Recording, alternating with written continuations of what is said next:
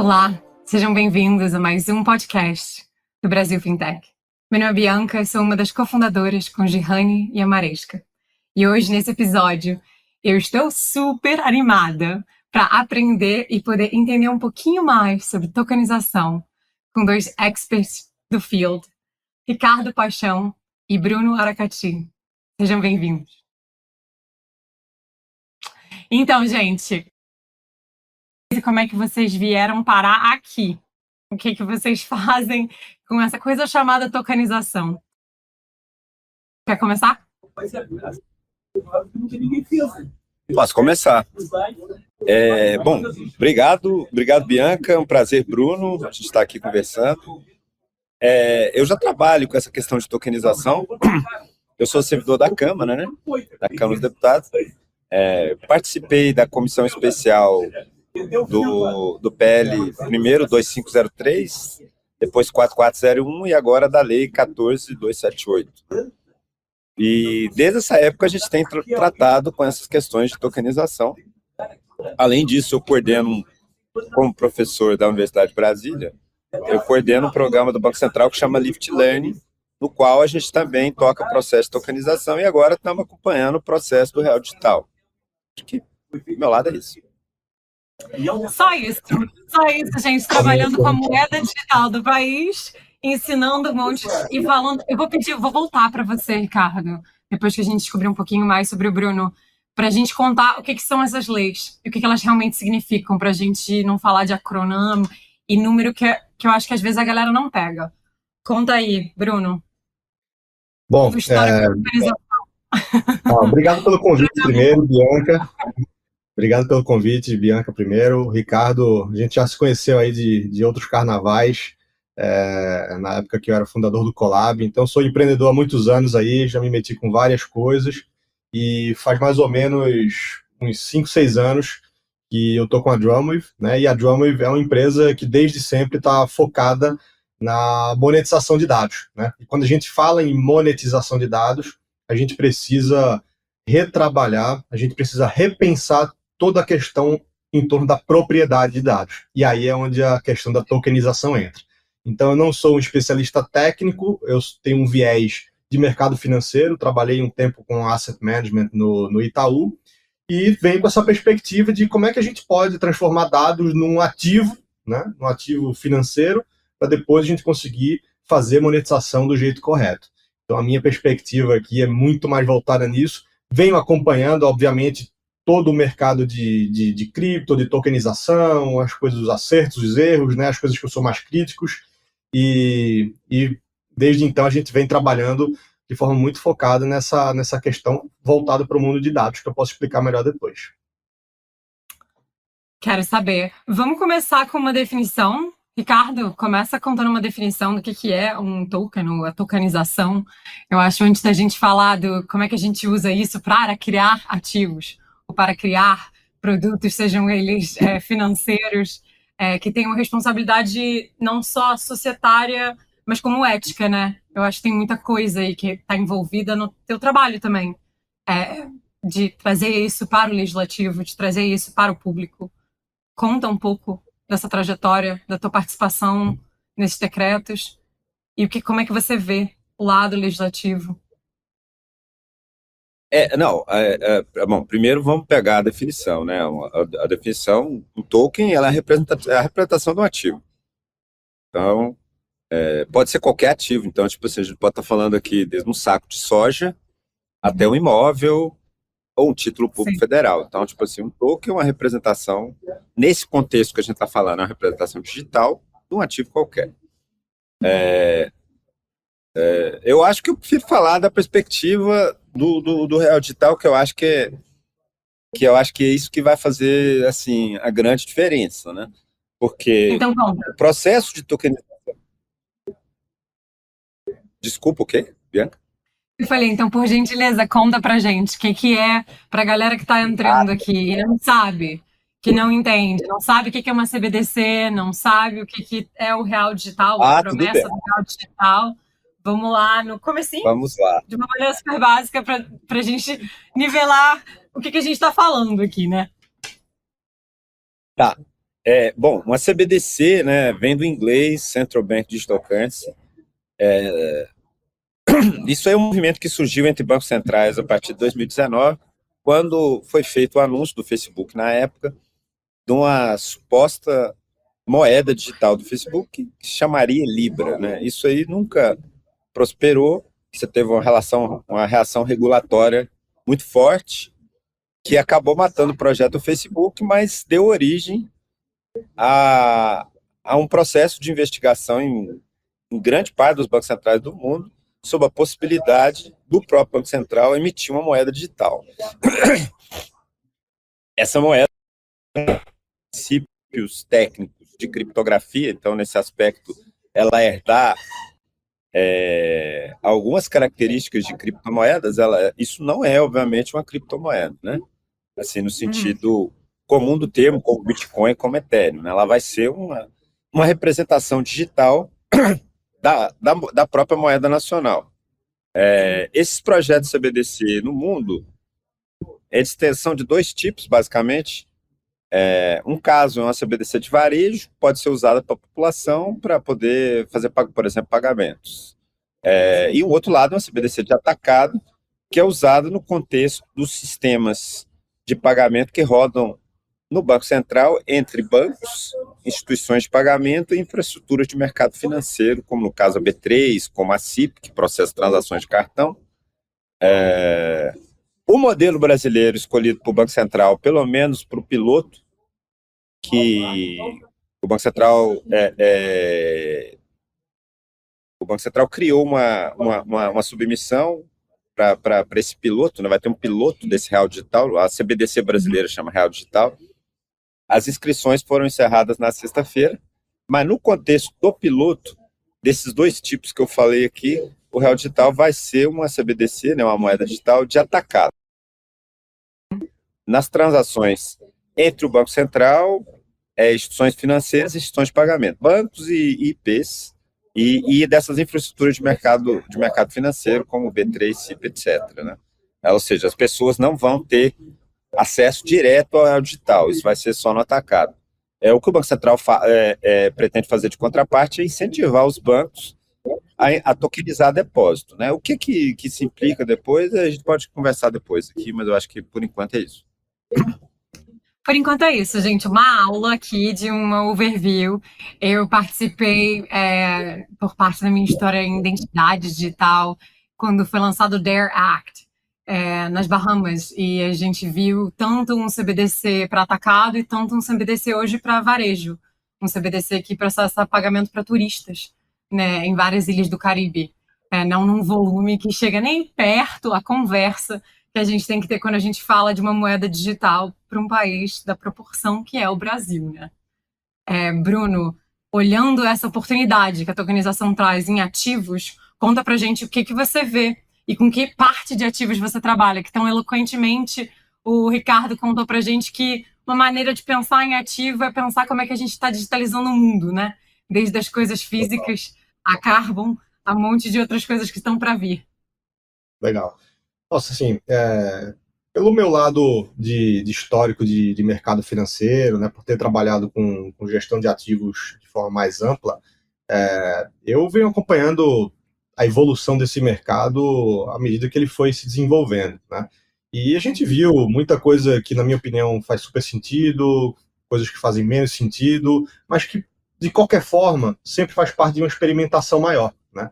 Na hora que a gente está tentando disrupt esse mercado aí, acho que você precisa testar coisas e quem está de fora vai olhar para um determinado projeto, vai achar que não faz sentido, vai olhar para outro, vai achar que faz super sentido. Então, uma das coisas que a gente olha aqui, né, pensando em Drumwave, a gente olha para a tokenização como uma forma de a gente deixar dados, né, que para muita gente é uma coisa etérea, uma coisa que você não consegue tocar, não consegue ver, você não consegue pegar, mandar o dado de um lugar para o outro, né, de uma forma como você pega o seu dinheiro, né, e você conseguir fazer isso com o dado. Então, existe uma simetria gigantesca aqui entre o que você vê de valor, né, no seu dinheiro e valor no seu dado. Então, se você olha para o seu dinheiro, né, você tem $1, esse dólar você compra um produto para $1, você transfere $1 para alguém, você paga por um serviço que equivale a $1. Então, esse $1 para o que ele vale, né? E quando você o quanto o seu dado vale, a gente não sabe, mas ele com certeza vale alguma coisa. Tá? Então, se você pensar que determinado dado seu vale $1, esse $1 que você tem em dados, você não consegue mandar para ninguém, pagar nada, né, comprar nenhum produto. Então, existe uma simetria gigantesca aqui quando você olha especialmente para a camada do consumidor. Né? E aí, quando você vai olhar para, legal, né, onde é que estão esses dados dessas pessoas, como é que a gente pode deixar esses dados tangíveis, né, para o indivíduo, aí é onde entra aqui a tokenização no nosso caso. Né? Então, a forma como a gente encontrou aqui, né, a gente faz um processo de criação que é um token, mas aqui a gente chama especialmente de certificado de dados, tá? A gente chama de certificado, muito pegando um paralelo aqui de um certificado de depósito bancário, né? Eu sempre, nas minhas apresentações, eu falo que como fosse a escritura da casa, só que do dado, né? Então, para você negociar a sua casa, você não pega a casa e leva ela para um lugar. A casa está lá no lugarzinho dela, mas você tem um documento que fala qual que é o tamanho da casa, qual a localização da casa, qual o histórico de compra. Então, a gente precisa fazer a mesma coisa para o mundo de dados, né? E a gente faz isso a partir de esquemas, né? Então, acho que você falou que queria aprender com a gente aqui, mas eu já vi que você tem bastante para ensinar também, porque se você trabalhou com identidade, identidade é um grande esquema, né? Então, quando você pensa, né, quando você pensa em todas as dimensões, você vai ter consumo, viagem, finanças, uma dessas, né? E uma das que são importantes é o esquema da identidade da pessoa, né? Então, é a partir dessa perspectiva que a gente trabalha na camada de tokenização. Dá pra ver, né, que eu tô um pouco feliz que você falou a palavra identidade. Já tudo programado, viu? Não, não tava, gente, não tem script. A minha cabeça não tava. Não, mas eu acho que uma conversa, vamos voltar aí, né? Só para eu não levar a conversa toda para minha paixão por identidade. E eu acho que o entendimento fundamental entre identidade e acesso, né? Como é que você cria um mundo. Você falou de acesso, você falou de assimetria, você falou de assimetria de valor. Eu acho que tem um valor hoje já para os dados da gente. Acho que tem várias maneiras da gente olhar o mercado de advertising no mundo e essa dualidade entre Google e Meta. Você consegue botar um estimativo da maior população, uma das mais pobres, quão ativa ela é socialmente, a quantidade de dados que a gente cria todo dia. Eu não sei você, mas assim, eu me desespero pela geração que eu acho que a gente trocou, sei lá, amor por like, seguidor por, sei lá, sabe? Valor, ser humano. Isso me assusta. Então, eu acho que essa assimetria ela vai além do valor, talvez econômico, que você possa trazer tangível para o consumidor final, né? Mas para isso acontecer, tem muita coisa que tem que estar em outro lugar. Você tem que falar de um stock exchange de dados, você tem que falar de como que esses dados são tratados, você tem que falar de privacidade, você tem que falar de conexão, do que é associável versus não. Nossa, tem muita coisa ética para falar aqui, né? Por isso experimentar. Tem muito. Eu acho que isso eu admiro muito do Banco Central. Quando a gente pensa, por exemplo, nessa camada de privacidade, né? Na verdade, quando a gente pensa em propriedade de dados, a gente tem que partir da premissa de que tem um monte de coisa que vai ser resolvida antes. Né? Uma delas é a privacidade. Então, sempre quando as pessoas falam, e a questão da privacidade? Eu falei, olha, independente dos detalhes, né, do que uma lei de privacidade de dados te permite fazer, no fim do dia, ela vai te permitir dizer sim ou não. Tá? Então, a LGPD, né, que é a Lei de Privacidade de Dados no Brasil, para uma empresa qualquer e falar assim, perguntar que dado você tem meu, com quem você compartilha, que uso você dá, etc. Mas no fim do dia, até você pode pedir para deletar, mas no fim do dia, a privacidade é assim, você pode ou não usar esse dado aqui, né, para fins internos. E aí, o que é que a gente normalmente, como é que a gente explica? Privacidade como consentimento, né? Oi, desculpa? Você fala de privacidade como consentimento, né? Como essa porta do que eu permito versus o que não. E isso numa perspectiva muito prática, assim, muito pragmática mesmo, né? Você pega um indivíduo, assim, tem uma lei de privacidade agora, que legal, né? Então, assim, o que é que no fim do dia você vai conseguir fazer? Dizer sim ou não? Porque não vai te permitir nada além disso, tá? Mas o que está entre o sim e o não? Para fazer o quê? Por que valor? Para que use case? Então, tudo isso, para tudo isso acontecer, você não precisa, além da privacidade, você precisa da definição da propriedade. Então, você precisa estabelecer que existe um ativo financeiro, para depois, em cima desse ativo financeiro, você estabelecer um contrato e aí sim você poder regular o uso, regular a monetização. Então, é assim que a gente separa a conversa. A gente, na verdade, não separa, a gente evolui a conversa de uma conversa que é puramente da ética, do direito, que é a questão da privacidade, e a gente vai para uma discussão de finanças. Essa aqui é uma terra que é minha. A forma como eu penso dados é como se cada um indivíduo do mundo nascesse com um pedacinho de terra. É seu aquele pedacinho de terra. Só que a gente multiplica isso, né? A gente multiplica isso mais rápido do que a gente já multiplicou qualquer asset no mundo. Tipo assim, é assustador. Exatamente. Ricardo, essa conversa, eu penso programabilidade, eu penso propriedade, e eu penso nesse lugar do Banco Central e do LIFT em inovar, e aí inovar sim com pelo menos instituições onde a gente sabe as regras, né? Você sabe o boundary de onde eles deveriam estar operando. Mas conta o que isso vai instigar quando a gente pensa em modelos de negócio, caso de uso, o que o real digital e esse lugar de inovação quer trazer a gente. Porque tokenização só começa a permitir, né? Um monte de coisa acontece a partir disso. O que eu entendo que é o principal efeito prático de tokenização. Acho que a gente tem que, primeiro, entender um pouquinho, né, como é que funciona o pagamento. Né? A última parte no pagamento é a liquidação, né, que é a transferência efetiva de recursos. Então, inclusive, é bom lembrar que na legislação sobre liquidação, você tem a última legislação sobre esse assunto foi editada por volta do ano foi 2021 exatamente. Que foi na época que o Banco Central implementou o sistema brasileiro de pagamentos, que o sistema técnico que está subjacente ao sistema brasileiro de pagamentos é o STR, que é o sistema de transferência de reservas que o Banco Central usa para fazer transferências, para fazer liquidação, pagamentos entre o Banco Central, bancos e infraestrutura de mercado financeiro.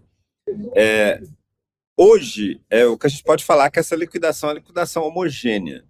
Né? Homogênea sendo que a única coisa que se liquida, a única coisa através da qual se movem os pagamentos, é através da unidade de conta da moeda nacional, só em real. O real digital vai criar, acho que uma maneira mais simples de falar isso, é que vai criar um STR 2.0, onde vai ser possível você fazer uma liquidação heterogênea. E uma liquidação ela é um fenômeno atômico, né? Ou ela acontece integralmente, ou ela não acontece. Então, ou seja, qualquer fase, qualquer erro, qualquer que tiver ali no processo intermediário, as pessoas voltam para o seu estado original. Então, assim, o que implica uma liquidação heterogênea? Implica que eu vou ter não só a moeda nacional, como vou ter, em tese, representações digitais de qualquer ativo. Né? No piloto do Real Digital, que vai começar agora daqui a pouco, o Banco Central colocou como ativo heterogêneo um título público federal, porque é o ativo mais simples para o Banco Central lidar. Mas, potencialmente, quando a gente tiver depósitos tokenizados, eventualmente você pode pensar em qualquer tipo de ativo, ou mesmo no Real Digital, qualquer tipo de ativo. O que significa isso na prática? Quando eu tenho uma representação digital de ativos, na forma de tokens, eu consigo, por exemplo, simplificar o processo, eu consigo consolidar intermediários e em alguns processos, por exemplo, vamos pegar aí uma coisa bem concreta, por exemplo, a emissão do FDIC, né, que é um fundo de direito creditório, que tem sido usado pelo varejo de maneira bastante ampla como alternativa a crédito bancário. Né, o crédito bancário hoje está caro, então, por exemplo, você tem uma alternativa de mercado de capitais sempre é bom. O que é um empecilho, por exemplo, para uma empresa de varejo acionar um FDIC? Porque hoje os custos de transação para você poder montar um fundo desse só viabilizam um fundo de pelo menos uns 50 milhões de reais. Isso aí já coloca um sarrafo, uma régua muito alta para a grande maioria das empresas, né?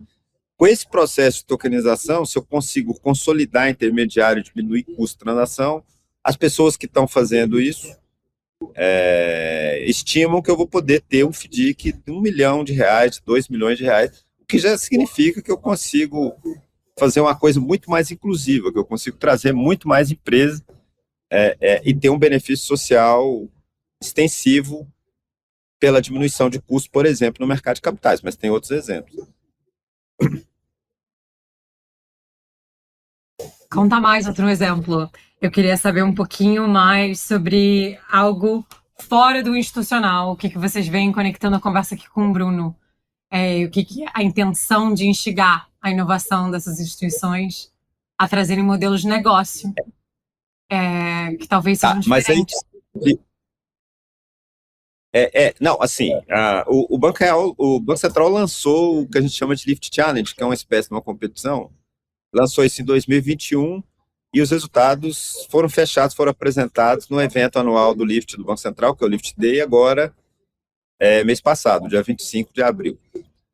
Lá você teve vários casos de uso, né, que foram apresentados por empresas do setor financeiro. Então, por exemplo, o Santander tem um caso de uso, por exemplo, na transferência de imóveis, na qual, por exemplo, você terminaria aquele problema que você tem hoje do ovo e da galinha, né? Se você passa o dinheiro para o vendedor antes de receber o registro do imóvel. Então, por exemplo, no processo de tokenização, na liquidação heterogênea, você vai ter, ou seja, simultaneamente vão acontecer duas coisas, né? O comprador vai pagar e o vendedor vai receber. Então, com isso, você pode uniformizar. O Itaú usou princípios similares, por exemplo, para poder fazer a operação cambial, no caso dele especificamente, entre real e peso colombiano. E daí tem outros exemplos. Eu acho que o Santander, no Santander não, a Tecban tem um projeto para armários inteligentes, desse tipo que a Amazon tem no exterior, que você consegue, por exemplo, que o armário só abre quando você paga e a mercadoria está lá dentro, né? Então, tipo assim, agora é o seguinte, né? O Banco Central vai tocar essas coisas do ponto de vista do atacado. Então, algumas implicações desse tipo no varejo, como alguns desses exemplos que eu falei no fim, eventualmente isso vai depender da oferta de serviço pelos bancos, né? Bancos fintechs, etc. O que significa que é o que a Drumwave está aí fazendo, vendo esse modelo de negócio existir na simetria do tamanho do mercado, né, Bruno? No mercado, como trazer isso para o consumidor. Exato. Isso.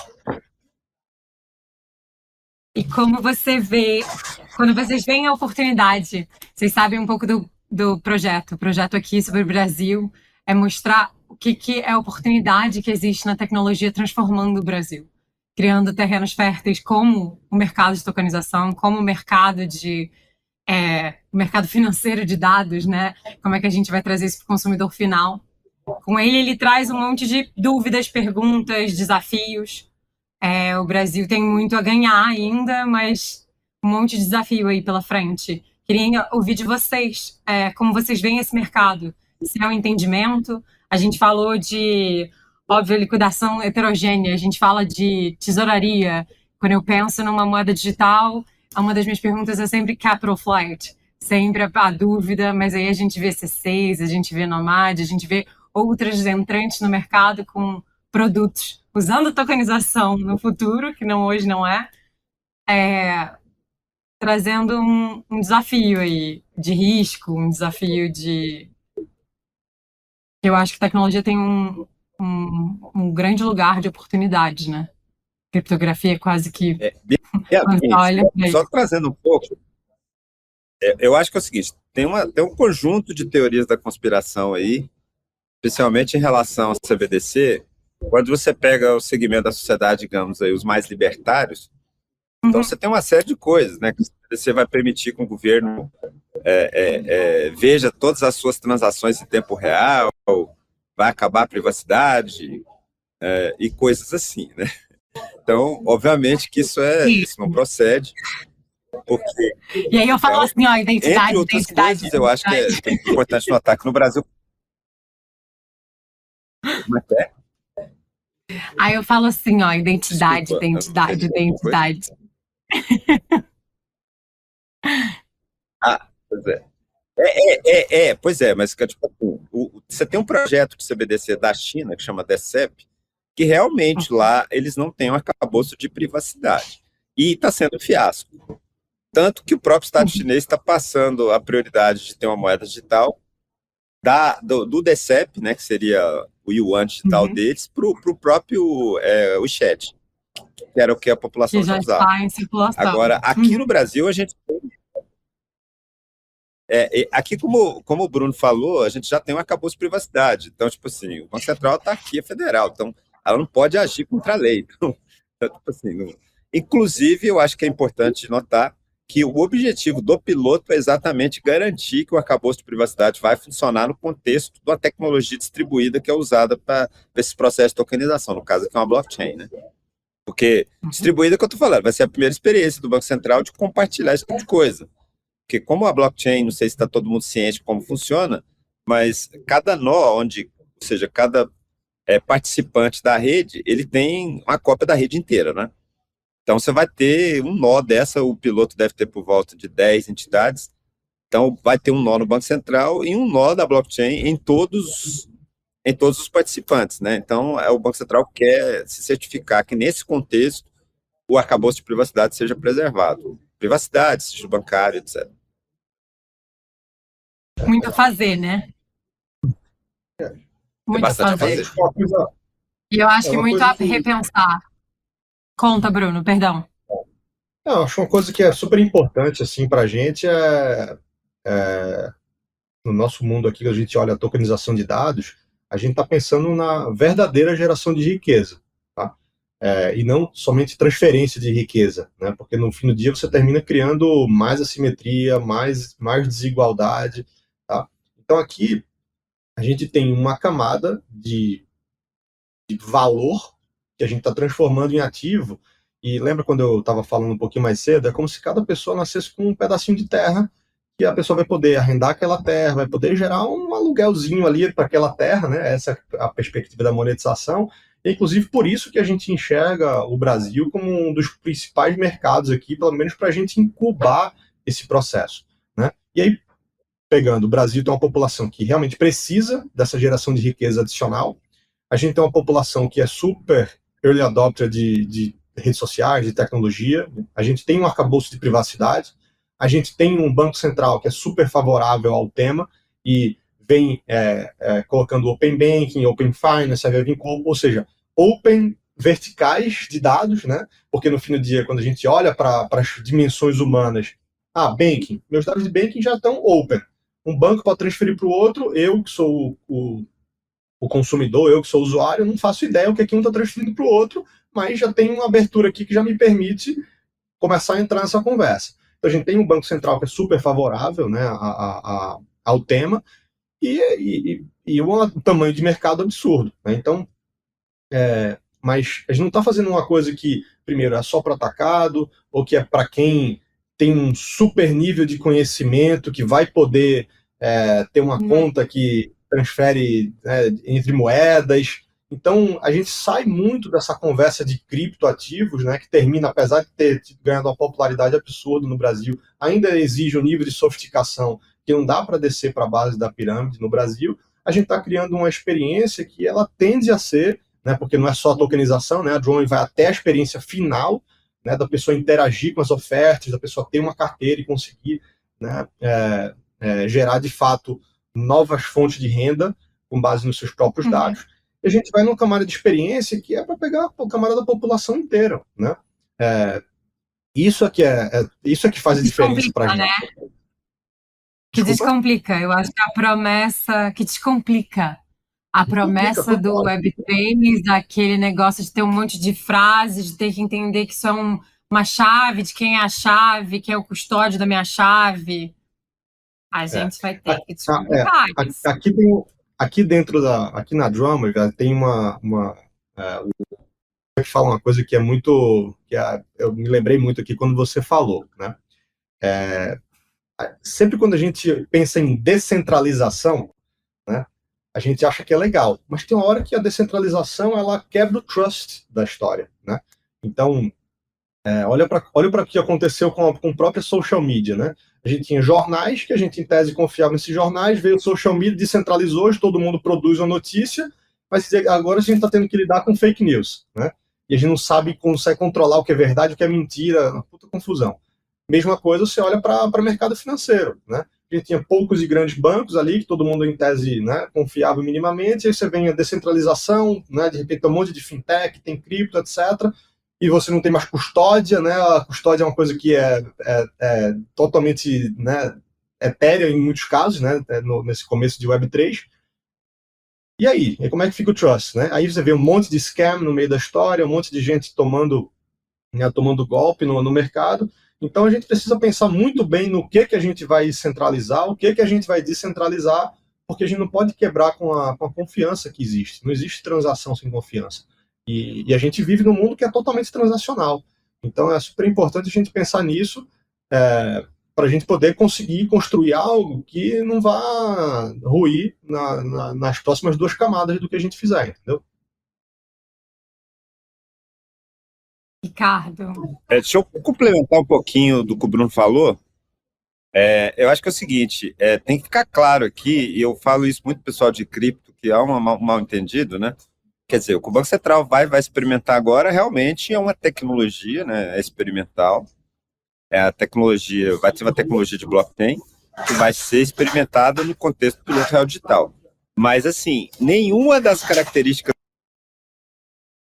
que você espera, por exemplo, colocar carteira, tipo MetaMask, etc e tal, isso é esperado no contexto aqui do Brasil, no Banco Central. Então, tipo assim, ou seja, toda a interface com o cliente não vai depender do tipo de habilidade técnica que se supõe que alguém possa ter para poder mexer com Web3, com DeFi, com essas coisas. Porque a interface vai ser a mesma interface que as pessoas estão acostumadas a usar, nisso no caso do depósito tokenizado, né, que é a interface do banco. Então, se o banco específico quiser, por exemplo, fornecer token que um cliente possa colocar numa carteira, né, tipo MetaMask, isso vai ficar por conta e risco do próprio banco. Eu não acho que o Banco Central vai intervir nisso. Mas eu tenho lá muitas dúvidas que esse tipo de coisa vai estar disponível no mercado aqui no Brasil. Ou seja, que os tokens de real digital no atacado, seja depósito tokenizado no varejo, a carteira para isso vai ser o aplicativo do banco. Então, tipo assim, a interface para usar os serviços para o cliente vai ser a mesma interface usual, mesmo porque você tem um arcabouço de supervisão, um arcabouço regulatório, que não vai ser alterado, né, por causa disso. Então, acho que é importante colocar esses pontos. Total, eu acho que é o que o Bruno falou de uma maneira diferente de confiança, né? De trust. De como é que você cria um mercado onde você traz o poder da tecnologia para um benefício de eficiência, né? Para um benefício de transparência, seja ele no setor público, seja ele no setor institucional. E isso hoje já tem um arcabouço, igual você falou, são instituições de pagamento, estamos falando de banco, estamos falando de empresas regulamentadas. Eu acho que o que é interessante é o que está para vir. Sejam eles de como é que a gente vai olhar o que é um ativo, o que viram security or not nesses tokens e no mundo em que a gente vai tocando cachorro ao meu imóvel, as minhas experiências. Eu penso muito no que isso traz do futuro. Bruno, você falou de um mundo melhor, você falou de um lugar onde a gente traga prosperidade e algo visível economicamente para, seja ele o brasileiro e seja ele em classe independente aqui. Você viu o valor da tecnologia nisso. Me conta um pouco mais para a gente, antes de eu deixar vocês partirem. O que você vê nesse futuro para o Brasil? Quando a gente pensa, a gente aqui no Brasil Fintech, a gente pensa otimista e prático. Então, conta aí. Assim, a gente é super otimista, né? Se você encontrar um empreendedor que não é otimista, é porque ele dele Cada, né? descobrir não empreendedor, né? Não existe. Então tem que ser otimista. Não tem como. Mas assim, o que a gente está fazendo aqui, a gente realmente acredita que é de fato transformador, tá? Assim, e eu posso até explicar um pouquinho melhor para os ouvintes aqui do podcast entenderem como é isso na prática, tá? Então imagine o seguinte: você como indivíduo, você tem relacionamento com o seu banco, você tem relacionamento com a empresa de telefonia, você tem relacionamento com o seu plano de saúde, um laboratório onde você faz exame. Aí você tem os aplicativos, onde você escuta música, onde você assiste suas séries, seus filmes. Vamos pegar alguns exemplos, tá?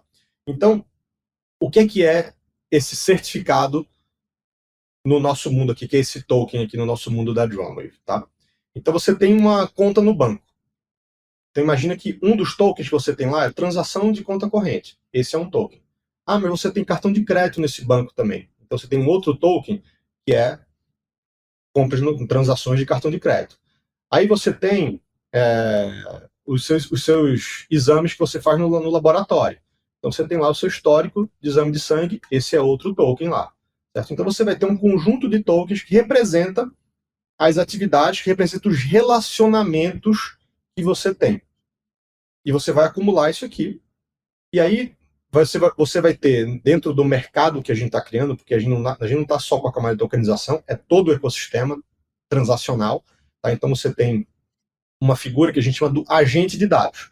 Então esse agente de dados ele vai te representar no mercado. Entendeu? Assim, Bianca, eu posso utilizar o seu dado de transação de cartão de crédito para criar uma oferta específica XYZ para você? Aceitar desse um engine de monetização. Então isso vai te pagar um dinheiro agora, você vai ter um stake do que essa aplicação que vai utilizar o teu dado vai gerar de renda, então você vai ter um pedacinho, você vai poder pagar por um produto ou serviço utilizando aquele dado. Então tem o engine de monetização e você, ao aceitar e alguém pagar por aquilo, você é remunerado de acordo com o que você aceitou lá na ponta. Tá? E esses macro, como eu expliquei, né? É um esquema que é super bem específico. Por exemplo, você pode ter um esquema que é compra de chocolate na Páscoa. Então, só vai ter aquele token quem utilizou aquele cartão de crédito para comprar chocolate no período das semanas ali que precedem a Páscoa. Você vai poder, né, o teu agente vai poder criar uma oferta específica de compradores de chocolate na Páscoa. Tá? Então, é assim que você vai, do nada, né, do nada porque não é, na verdade, a gente está pagando para gerar todos esses dados. Né? Se você parar para pensar, por isso que a gente sempre fala que não é o benchmark de publicidade, o benchmark é de mercado financeiro. A gente paga para todos os serviços que a gente usa, a gente paga a energia que carrega o nosso celular, a gente paga a empresa de telefonia que carrega o dado de um lado para o outro, a gente paga a cloud, a gente paga para gerar o dado e a gente não fica com o valor desse dado. Esse valor desse dado não está ficando com o consumidor. Então, de repente, você vai criar, do nada, uma série de ativos, que são esses tokens, que vão representar as relações que você tem, e eles vão ter um valor atribuído, um valor intrínseco deles, que a gente está trabalhando nessa camada de valor também, e a partir disso, você vai começar a receber ofertas, que a gente chama de ofertas primárias, que vão permitir que uma oferta secundária seja criada para alguém utilizar aquilo ali e te remunerar de acordo com o que foi previamente combinado. Acho que essa explicação materializou um pouquinho melhor, não foi? Materializou um tanto. Eu acho que tem um monte de mais de pergunta que eu faria em relação ao tanto que esse mercado ainda tem a ser regulamentado e o tanto de interoperabilidade que tem que ser construída quando você pensa em realmente tokenizar todos os tipos de ativo. E aí como é que você autentica, identifica, autoriza, quem é responsável pelo quê? Tem muita coisa aí para perguntar. Ricardo, você não só já me deu uma aula nesse podcast, e para várias outras pessoas que não sabiam e estavam com dúvida de perguntar, explicou um tanto dessa audácia que eu admiro no Banco Central e nos projetos como o projeto do Lift. Você falou também no quanto isso tudo traz um potencial de diminuição de custos de transação, de fazer o que simplesmente acontece já no mundo, né? Trocar valor, seja ele antes a gente trocava coisas, hoje a gente talvez troque tokens e sei lá o que mais a gente troca no futuro. O que você vê e talvez deixe a gente um pouco com, não uma bola de cristal, que eu sei que não dá para contar tudo que vai acontecer aí com o Lyft, mas talvez o que você veja no futuro para o Brasil, o que isso traz, tangível, prático, positivo. Tá bom. Bom, primeiro é o seguinte, eu acho que o Lyft, né, que é o laboratório de inovação financeira e tecnológica do Banco Central, foi uma iniciativa assim, bem empreendedora por parte do Banco Central. Isso porque, né, isso foi criado um laboratório que fosse permeável tanto ao setor privado, né, tem participação de empresas, até a academia, que é o meu caso, com a participação, e o próprio regulador, né? Isso foi feito, parte da motivação da criação do laboratório foi feita lá em 2018, é que o Banco Central, como todo órgão público, tem muita limitação de recursos, então eles queriam mobilizar o setor privado, a academia, para poder participar das pautas que o regulador colocava e achava que era importante. Então, tipo, isso acabou tendo um efeito muito grande. Naquela época, em 2018, foi considerado que o laboratório seria um esquenta para a sandbox, né? Uma sandbox regulatória que o Banco Central implementou depois. É um instituto no qual o regulador consegue, para os que estão admitidos no processo, eliminar algum requerimento regulatório para que eles possam testar isso no mercado. Por outro lado, o sucesso do laboratório foi tamanho que hoje ele enterrou a sandbox, né? Então, o laboratório hoje está na 6ª edição, está com inscrições abertas e segue inovando, né? Já se passaram mais de 150 fintechs ao longo desses anos, todos do Lyft, né? O Lyft que eu coordeno, que chama Lyft Learning, a gente faz a união, a gente traz projetos de empresas e a gente pareia estudantes universitários, né? Então a gente tem feito projetos, tanto projetos técnicos com devs mesmo. Então a gente traz a empresa fornece um PO, que é um Product Owner, para orientar o desenvolvimento do projeto, e a gente coloca desenvolvedores para poder fazer esses projetos. Normalmente duram de 4 até 6 meses, e a gente também tem tido vários resultados interessantes. Além disso, a gente tem projetos com estudantes de direito que fazem projetos regulatórios. A Girane, por exemplo, a Girane já participou do projeto desse nosso, que é bastante interessante. Ela trabalhou com uma empresa que chama Zapay, que é uma fintech aqui do DF, exatamente para poder ver alternativas regulatórias para eles, né? No fim, os alunos apresentam um relatório similar a um relatório consultivo de advocacia. Aqui, por exemplo, essa fintech examinou a possibilidade deles entrarem no processo de licenciamento para um iniciador de transação de pagamento, né? Que é a parte de pagamento do Open Finance. O projeto foi bastante interessante e o Lyft continua, né? Outra iniciativa que a gente tem mais nessa questão regulatória esse ano é um grupo de estudos na Faculdade de Direito da USP, na São Francisco, sobre real digital, e a gente tem reuniões públicas mensais, inclusive já aproveito para fazer uma propaganda. A próxima vai ser no dia 14 de junho, com a presença do Gustavo Franco, né? O Gustavo Franco vai discutir como é que o projeto do real digital se insere naquela narrativa que ele colocou no livro dele, que é A Moeda e a Lei. Então, estão todos convidados, e a gente tem expectativa, como o próprio fato, né, do laboratório ter acabado fazendo o papel da sandbox, a gente entende que o laboratório talvez possa ser adotado também por outros entes públicos, que eu acho que é um modelo de trabalho de parceria público-privada que tem sido um sucesso. E eu pessoalmente tenho uma grande esperança que a CVM faça isso, né? Que, no meu entendimento, tokenização no Brasil, ela só vai ter impacto real na economia quando a gente tiver valores mobiliários, né? Então não tem essa dicotomia se é security ou se não é security. Eu acho que, tipo assim, as coisas importantes quase todas são security. Total. E quase todas precisarão de identificação e da gente pensando e dedicando tempo. Eu só tenho gratidão pelo tempo de vocês hoje, pela aula, dos dois lados e pela paixão que eu acho que eu compartilho na tecnologia desse potencial transformador, né?